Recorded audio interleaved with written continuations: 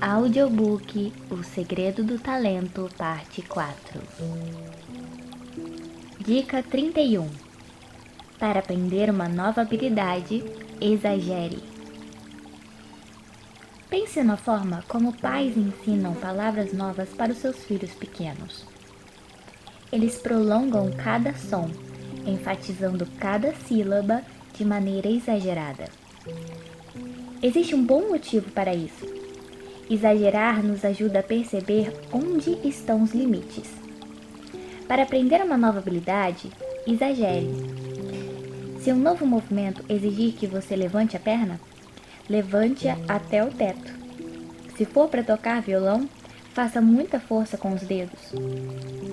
Caso a ideia seja enfatizar um argumento durante uma palestra, gesticule bastante. Não seja tímido. Exagere para sentir os limites da habilidade e depois trabalhe de modo a desenvolvê-las com precisão. Dica 32. Foque o que precisa dar certo. Existe um momento antes de cada repetição em que nos deparamos com uma escolha: focar o objetivo, o que queremos, ou o possível erro, o que queremos evitar.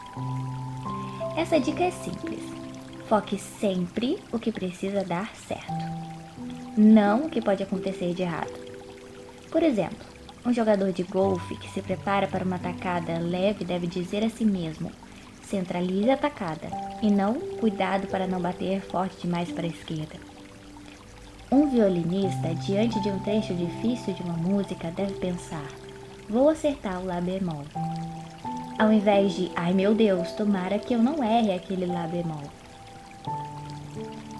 Os psicólogos chamam essa mentalização de enquadramento positivo e possuem inúmeras teorias sobre a influência que esse pensamento tem sobre o subconsciente.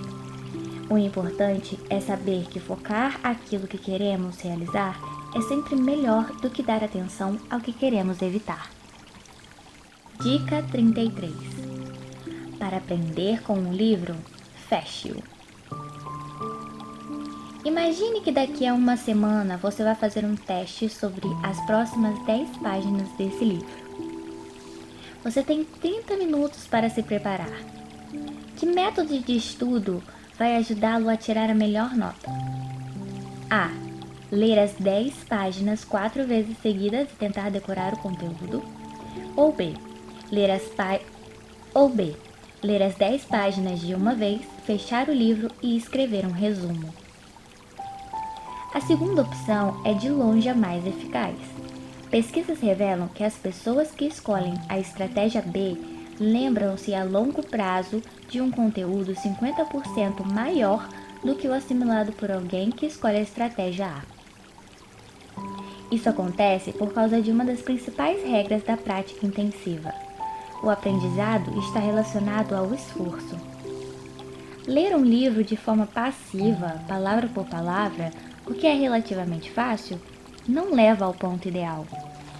Em contrapartida, fechar o livro e fazer um resumo nos obriga a determinar os pontos principais, uma série de esforços, processar e organizar ideias de modo que elas façam sentido, e escrevê-las, ou seja, é muito esforço além de repetição.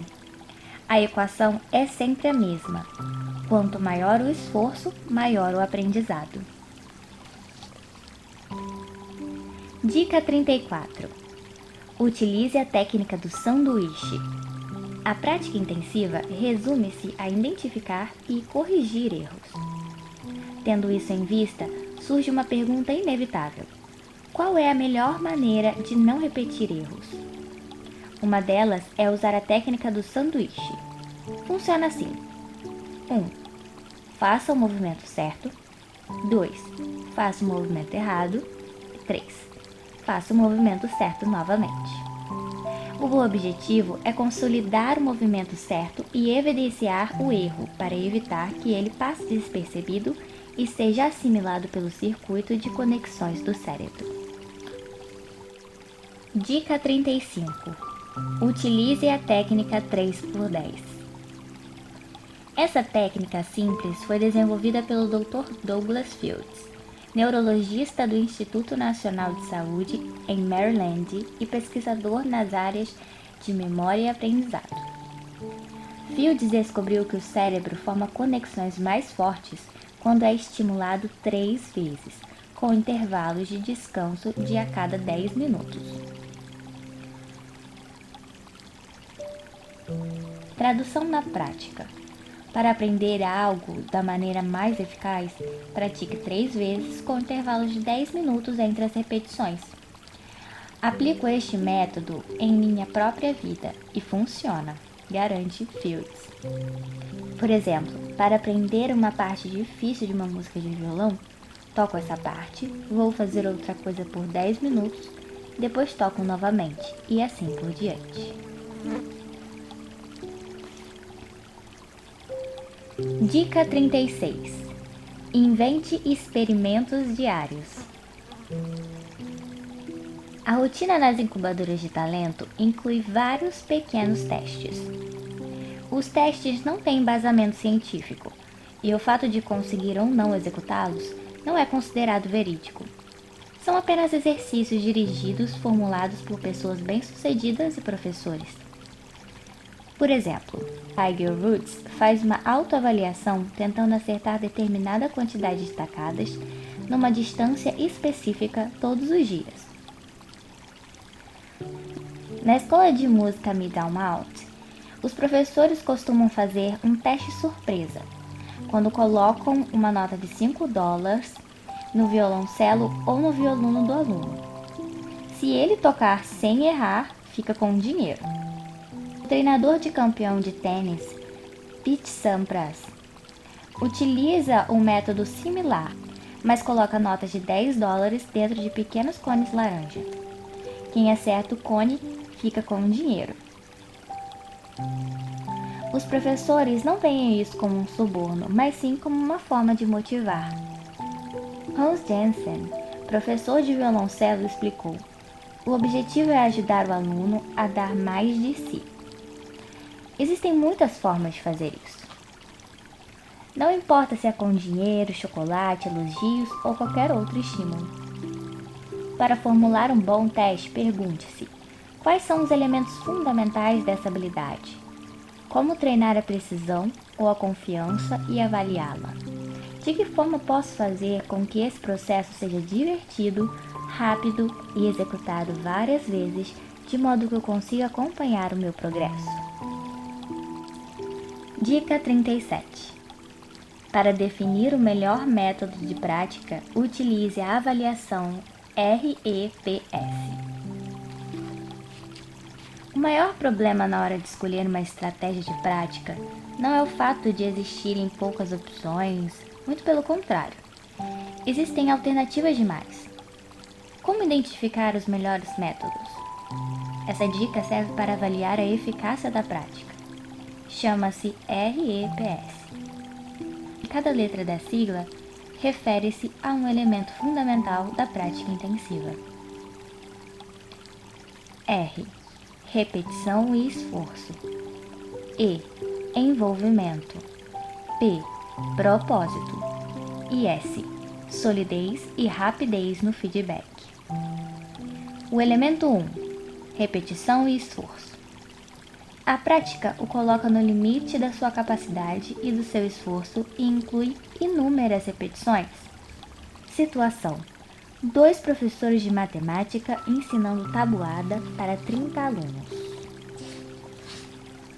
O professor A escolhe um aluno para escrever a tabuada no quadro. O professor B opta pelo formato programa de auditório. Apresenta oralmente uma conta de multiplicação para a turma inteira e escolhe um aluno para responder.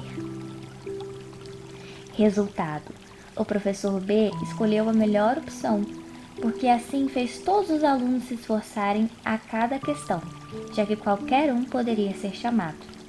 Na turma A, apenas um precisava se empenhar. Todos os alunos ficam observando. Elemento 2. Envolvimento. A prática exige muito de você? Requer atenção? Você precisa estar emocionalmente envolvido para alcançar a meta. Situação: dois alunos de trompete estudando para aprender um trecho difícil de uma música. O aluno A toca o trecho 20 vezes. O aluno B tenta tocar o trecho sem errar nada 5 vezes seguidas. Quando comete um deslize, volta ao início do trecho. Resultado: o aluno B fez a melhor escolha, porque o método o faz ficar mais envolvido com a atividade. É chato tocar um trecho de uma música 20 vezes seguida. Acaba parecendo uma obrigação. Em contrapartida, tocar 5 vezes de forma impecável, tendo que voltar ao início toda vez que você comete um erro, faz com que haja bastante envolvimento com a prática. Elemento 3. Propósito. A tarefa conecta diretamente com a habilidade que você deseja desenvolver? Situação: dois times de basquete vêm perdendo jogos e errando lances livres.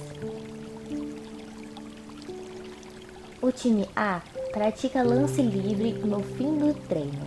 Cada jogador faz 50 tentativas. O time B pratica lance livre durante o treino. O jogador que recebe a falta faz o arremesso. Mesmo cansado e sob pressão, situação igual a quando está jogando uma partida.